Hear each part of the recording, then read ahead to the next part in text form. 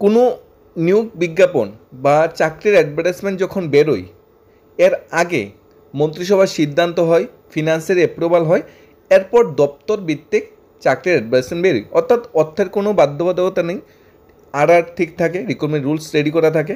তাহলে নিয়োগ প্রক্রিয়া বিলম্ব কেন?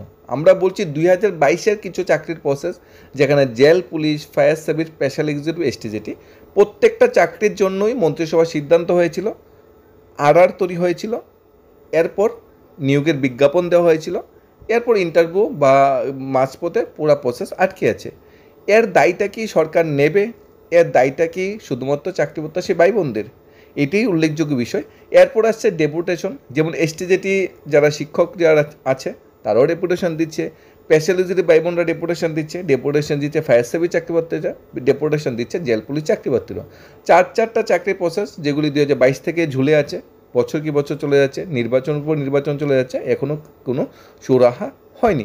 এর মধ্যে একটা চাকরির প্রসেস যেটা জেল পুলিশ, এই ক্যান্ডিডেটরা সবচেয়ে বেশি বার ডেপুটেশন দিয়েছে ত্রিপুরার চাকরি প্রত্যাশী ভাই বোনদের মধ্যে।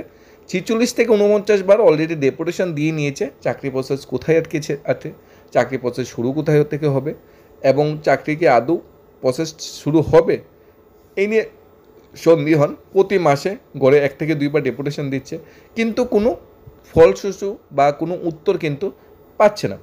একটা অ্যাডভার্টাইজমেন্ট বেরিয়েছে 22-এ, অ্যাডভার্টাইজমেন্ট মূলে শারীরিক পরীক্ষা হয়েছে, কিন্তু নিয়োগ বা রিটেন রেজাল্ট বা রিটেন এক্সাম, ইন্টারভিউ কিছুই কিন্তু হয়নি।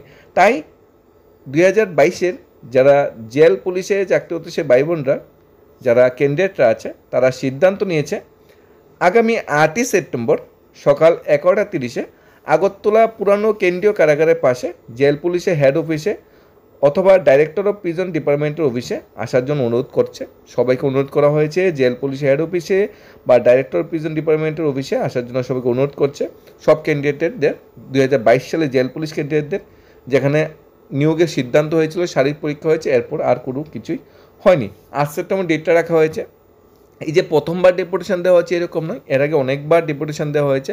বারবারই আধিকারিকরা কোনো পজিটিভ নিউজ হবে বলে চালিয়ে দিচ্ছে, কিন্তু ডেপুটেশনের যে গুরুত্ব সেটা কিন্তু আধিকারিকরা বুঝতে পারছে না, বা তার কোনো গুরুত্ব দিতে আধিকারিকরা রাজি নয়।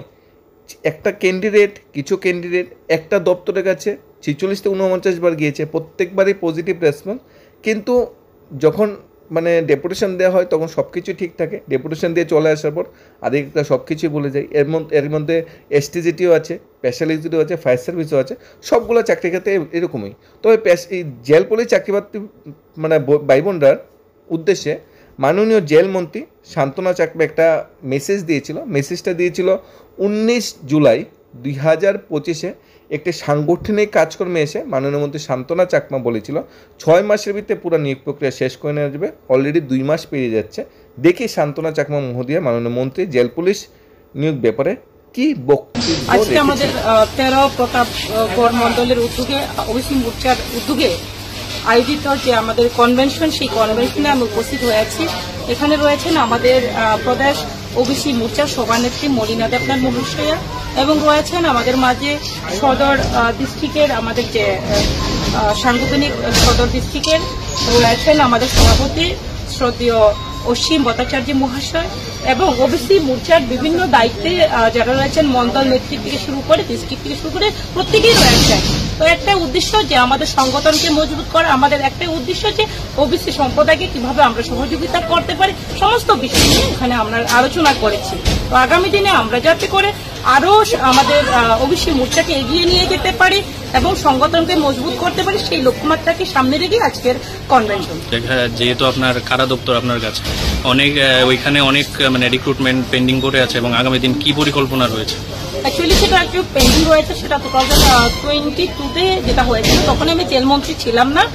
তো আমরা লক্ষ্য করতে পেরেছি সেই সময় কিছুটা যে ইন্টারভিউ হয়েছিল, সেই জায়গাতে কিছুটা টেকনিক্যালি প্রবলেম ছিল, সেটাকে সমাধান করে আমরা অতি সত্বর, আমি অলরেডি ডিপার্টমেন্টকে নির্দেশ দিয়ে দিয়েছি 6 মাসের মধ্যে কি পেন্ডিং রয়েছে সেটা যাতে সম্পূর্ণ করা হয়, সেটা কথা আমি অলরেডি ফাইলেও লিখে দিয়েছি, এবং আমি একটা রিভিউ মিটিং করেছি, সেই মিটিংয়ে আমি বলে দিয়েছি অতি সত্বর সাথে সেগুলো পেন্ডিং কাজগুলো সমাধান করা যায়। আজকে আমাদের 13 প্রতাপগড় মন্ডলের উদ্যোগে ওবিসি মোর্চার উদ্যোগে আয়োজিত যে আমাদের কনভেনশন, সেই কনভেনশনে আমি উপস্থিত হয়েছি। এখানে রয়েছেন আমাদের প্রদেশ ওবিসি মোর্চার সভানেত্রী মলিনা দেবনাথ মহাশয়া এবং রয়েছেন আমাদের মাঝে সদর ডিস্ট্রিক্টের আমাদের যে সাংগঠনিক সদর ডিস্ট্রিক্টের রয়েছেন আমাদের সভাপতি শ্রদ্ধেয় অসীম ভট্টাচার্য মহাশয় এবং ওবিসি মোর্চার বিভিন্ন দায়িত্বে যারা রয়েছেন মন্ডল নেতৃত্ব থেকে শুরু করে ডিস্ট্রিক্ট থেকে শুরু করে প্রত্যেকেই রয়েছেন। তো একটা উদ্দেশ্য যে আমাদের সংগঠনকে মজবুত করা, আমাদের একটা উদ্দেশ্য যে ওবিসি সম্প্রদায়কে কিভাবে আমরা সহযোগিতা করতে পারি, সমস্ত বিষয় নিয়ে এখানে আমরা আলোচনা করেছি। তো আগামী দিনে আমরা যাতে করে আরো আমাদের ওবিসি মোর্চাকে এগিয়ে নিয়ে যেতে পারি এবং সংগঠনকে মজবুত করতে পারি, সেই লক্ষ্যমাত্রাকে সামনে রেখে আজকের কনভেনশন।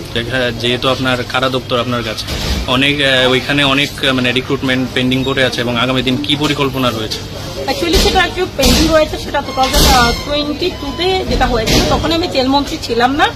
তো আমরা লক্ষ্য করতে পেরেছি সেই সময় কিছুটা যে ইন্টারভিউ হয়েছিল সেই জায়গাতে কিছুটা টেকনিক্যালি প্রবলেম ছিল, সেটাকে সমাধান করে আমরা অতি সত্বর আমি অলরেডি ডিপার্টমেন্টকে নির্দেশ দিয়ে দিয়েছি 6 মাসের মধ্যে কি পেন্ডিং রয়েছে সেটা যাতে সম্পূর্ণ করা হয়, সেটা কথা আমি অলরেডি ফাইলেও লিখে দিয়েছি এবং আমি একটা রিভিউ মিটিং করেছি, সেই মিটিংয়ে আমি বলে দিয়েছি অতি সত্বর যাতে সেগুলো পেন্ডিং কাজগুলো সমাধান করা হয়।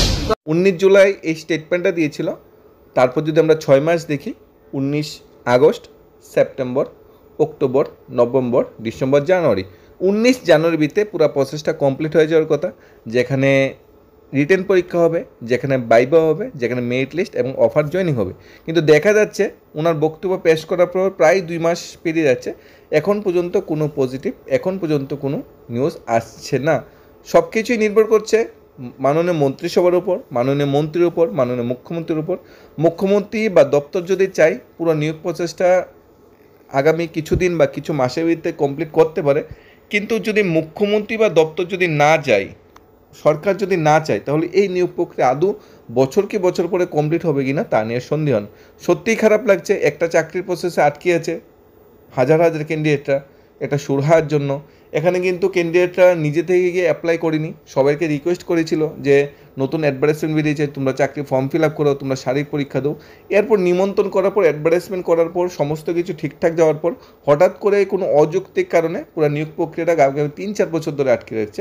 কোনো প্রকার পজিটিভ নিউজ, কোনো প্রকার নেগেটিভ নিউজ কিছুই বলছেন না, আধিকারিকরা বলছে না, মন্ত্রী বলছে না, মুখ্যমন্ত্রী বলছে। তাই ক্যান্ডিডেটরা সঠিক সময়ে সঠিক রাস্তায় এসে আরেকটা ডেপুটেশন দেওয়ার সিদ্ধান্ত নিয়েছে। আশা করি 8 সেপ্টেম্বর 2025 ডেপুটেশনটা সাকসেস হবে, সবার আশা আকাঙ্ক্ষা পূর্ণ হবে এবং মাননীয় মন্ত্রী দপ্তরিকা জেল পুলিশ ক্যান্ডিডেটের যে দুরবস্থা বর্তমানে চলছে তার দিকে একটু নজর তুলে তাকাবে। পাশাপাশি অন্য সকল যারা ক্যান্ডিডেটরা আছে, যারা শিক্ষক পদে চাকরি প্রত্যাশী 2022 পরীক্ষা দিয়ে বসে আছে, স্পেশাল এক্সিকিউটিভ 2022 থেকে 23 ইন্টারভিউ দিয়ে বসে আছে, ফায়ার সার্ভিস যারা রিটেন দিয়ে বসে আছে, আবার পরবর্তী সময় রিটেন কবে হবে তার আশায় বসে আছে, সবার মনে বা সবার জন্য একটা ভালো নিউজ আসবে আশা করি। সমস্ত কিছু নির্ভর করছে 8 সেপ্টেম্বরের ডেপুটেশনে। 8 সেপ্টেম্বরের ডেপুটেশনে দেওয়ার পর যদি কোনো একটা পজিটিভ নিউজ বা সাকসেস আসে, সত্যি আমরা খুশি হব। কিন্তু বিগত 46 থেকে 49টা ডেপুটেশনের মধ্যে কি 8 সেপ্টেম্বর ডেপুটেশনও কি সরকার সেইভাবেই নিয়ে যাবে তা এখন সময় বলবে।